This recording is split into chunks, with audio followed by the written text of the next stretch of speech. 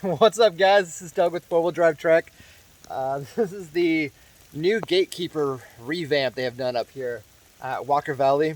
This is the south entrance. It is downpouring right now, if you can't already tell. I forgot to bring in jackets. All the rest of this is nicely well built now. It will keep more stock vehicles out of here, which is really, really cool, just for the sake of you don't want somebody getting in there and being over their heads and getting stuck in a dangerous situation, getting hurt, or the vehicle's getting damaged. That's not very good. So I do like that. Looks like kind of keeping it tight on this side, keep the tires up. I don't know if I want to keep the tires up on these rocks though. So maybe coming through this way and kind of cutting around, going that way so we can stay away from this pole. One thing to bear in mind, all this right here. See all the paint coming off? That's not just from, falling off like normal. That are from vehicles. So you have to be very, very careful on this side. Driver's side when you're going in and passenger side coming out. You don't want to cause any more scrapes to this. Ha ha. More like scrapes to your vehicle. Make sure you're keeping an eye on those mirrors. That's a big key for me, is watching the mirrors. If you have a two-door Jeep, it's going to be a little bit easier, or a smaller wheelbase vehicle, a little bit easier to get through here, just because you don't have to worry about that long end running up against this pole. Yeah, I'm going to drive through it and see how well I do, and yeah, let's see how it goes.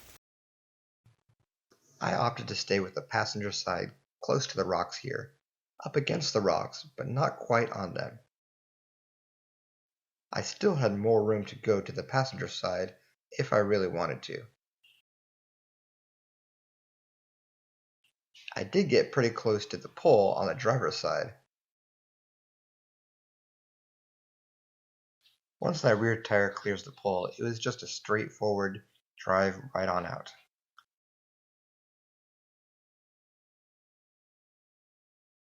And for you quad and dirt bike guys, you actually have this new area over here, which is really, really cool. So instead of being hung up by us in larger vehicles trying to get up and through here like it used to be, it was all rutted out and it was all muddy and super, super watery all the time, especially in the winter time. Now you have that area.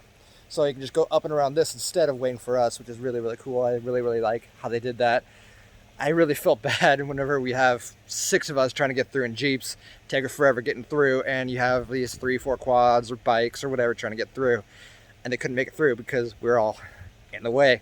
So now they have that. Really, really cool. I really, really like how they did that. As you can see from this angle, there is a large rock in the center that may catch your differential. So keep an eye out on that when you enter or exit. That would cause a very, very bad day. Exiting back out of the Gatekeeper did seem a little bit harder coming in, which is the opposite of what it used to be. Best thing that I found was to keep to the driver's side and keep the tires up on the rocks on the driver's side.